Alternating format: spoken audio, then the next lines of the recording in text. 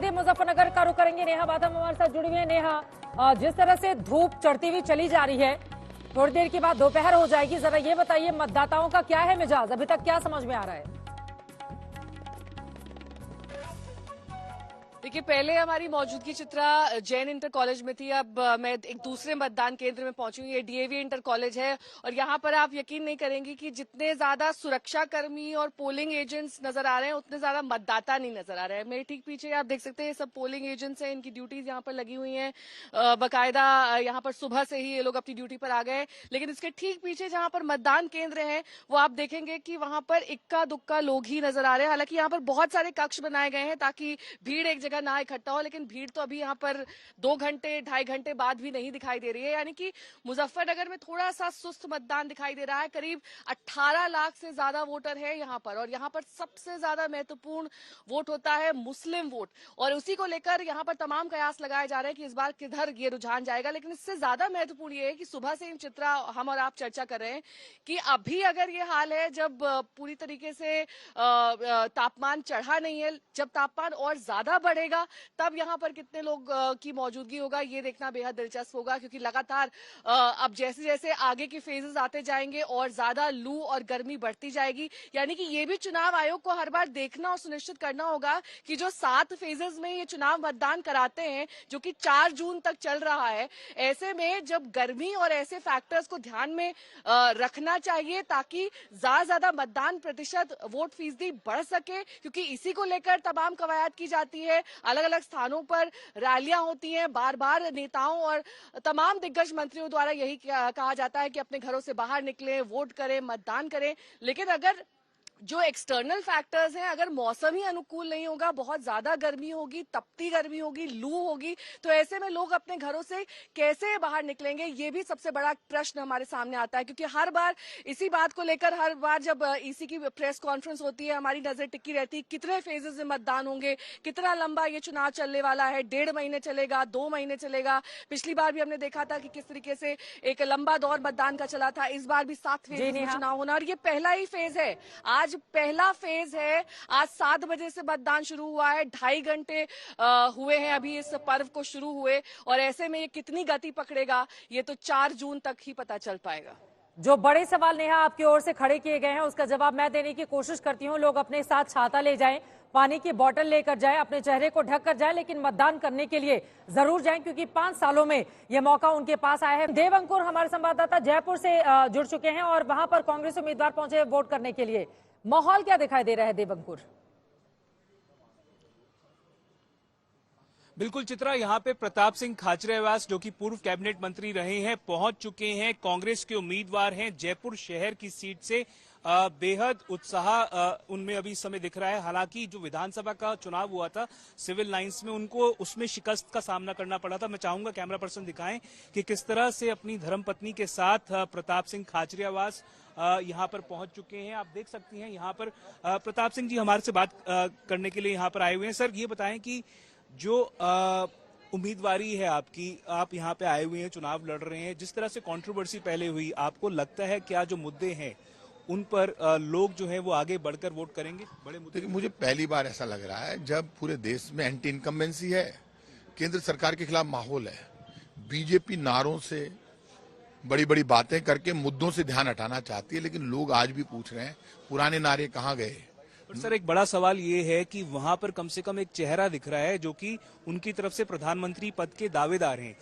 India alliance की तरफ से कोई एक प्रबल चेहरा सामने नहीं आ रहा है जिसको आप लोग कह सकें कि ये आपके दावेदार। आप देश की डेमोक्रेसी को चैलेंज कर रहे हैं। मेरा मानना है किसी को बेवजह इतना फेवर नहीं करना चाहिए। इस देश में पार्लियामेंट का इलेक्शन होता है, एक सांसद चुना जाता है जो आपके सुख दुख का साथी हो, जो 24 घंटे आपके लिए दरवाजा खुला रखे, जो 24 घंटे अपना फोन चालू रखे, और लोकसभा के किसी भी वोटर को जरूरत हो तो उसके साथ खड़े होकर उसकी आवाज बुलंद कर सके। जो कांग्रेस और बीजेपी से पहले अपने वोटर की बात करे, देश की बात करे, इसलिए तो पार्लियामेंट के चुनाव हो रहे हैं। और आप कह रहे हैं प्राइम मिनिस्टर का चेहरा, तो डायरेक्ट प्राइम मिनिस्टर के तो इलेक्शन हो नहीं रहे। वो प्राइम मिनिस्टर उनके बने हुए, जब हमारे प्राइम मिनिस्टर बने हुए थे मनमोहन सिंह जी, तो प्राइम मिनिस्टर के नाम से वोट मांगा जाता। लेकिन आपने जो माहौल बनाया है तो जवाब तो देना पड़ेगा ना। जयपुर शहर की सीट है, पहले वहां से सुनील शर्मा को टिकट दी गई थी, उसके बाद जो कंट्रोवर्सी हुई जयपुर डायलॉग्स को लेकर, उसके बाद आपको टिकट मिली। आप पहले नहीं लेना चाह रहे थे टिकट। अभी इस समय आपके काडर में क्या माहौल है, क्या उनमें उत्साह है, क्या आपको लगता है चुनाव आप निकाल? पता है, सुनील शर्मा खुद बेचारे मेरे लिए वोट मांग रहे हैं, घूम रहे हैं, प्रचार कर रहे हैं। मैं जयपुर का बेटा हूं, कॉलेज यूनिवर्सिटी मेरी यहीं से हुई है, राजस्थान यूनिवर्सिटी का प्रेसिडेंट रहा हूं, स्टूडेंट मूवमेंट से निकला हूं, कांग्रेस बीजेपी दोनों की सरकारों से खूब लड़ा हूं, बहुत प्यार मुझे मिल रहा है। लोग सब जानते हैं कि मेरी आवाज यदि जिंदा होती है तो राजस्थान की जो बीजेपी की सरकार 4 महीने में टेक ऑफ तक नहीं कर पाई, कोई काम नहीं किया भजन लाल जी की सरकार ने। प्रताप जी, माना जा रहा है कि बेहद मुश्किल सीट है आपके लिए। 2014 और 2019 दोनों बार कांग्रेस 25 में से एक भी। अनिल बलूनी की ये तस्वीरें सामने आ रही हैं, पौड़ी गढ़वाल से वो उम्मीदवार हैं भारतीय जनता पार्टी के। राजीव ढोंडियाल मेरे सहयोगी जुड़े हुए वहां से। राजीव, क्या जानकारी देंगे? वोट डालने के लिए पहुंचे हुए हैं अनिल बलूनी। आप बलून जी के साथ आए हो? हाँ, मैं तो दिल्ली से। राजीव, मेरी आवाज मिल रही है क्या? पक्की रोड रही होगी ना, जहाँ से ऊपर चढ़ोगे कच्चे पे, वही काम है। राजीव के पास हम चलेंगे। शशि जी, इन तस्वीरों पर मैं चाहूंगी आपकी टिप्पणी। अनिल बलूनी पर भी सबकी निगाहें बहुत ज्यादा हैं। अनिल बलूनी के साथ मैं अभी पौड़ी में था और खुद भी मैंने देखा। पहली बात यह कि वो जो सीट है परंपरागत तौर पर भाजपा की, और पिछला चुनाव भी तीरथ रावत ने 3,26,000 वोटों से जीता था। बलूनी की इमेज वहां पर बहुत अच्छी है और उन्होंने कुछ ऐसे काम किए हैं जो कि पूरे उत्तराखंड के लिए अच्छे हैं। हालांकि जो मिस्टर गोदियाल उनके खिलाफ लड़ रहे हैं, गणेश गोदियाल, वो बार बार आरोप लगा रहे हैं ये बाहरी हैं, लेकिन वो तो पौड़ी के रहने वाले हैं बलूनी। मुझे लगता है कि वो इलेक्शन पूरी तरह से पौड़ी का उन्हीं मुद्दों पर लड़ा जा रहा है जिस मुद्दे पे पूरा देश लड़ रहा है। तो पौड़ी का चुनाव जो है मुझे बड़ा आकर्षक, बड़ा फैसिनेटिंग लगा, क्योंकि उससे पहले विदर्भ गया था। मुद्दे पूरे देश में एक हैं, मोदी वर्सेस अन्य। लोग महंगाई, बेरोजगारी और जो भ्रष्टाचार है निचले स्तर पर सरकारी मशीनरी का, उसकी बात करते हैं, लेकिन उनकी अकेली उम्मीद भी मोदी जी है, क्योंकि विपक्ष ने उनको बुरी तरीके से नाउम्मीद किया है। कोई भी काउंटर नैरेटिव वो नहीं कर पाए हैं।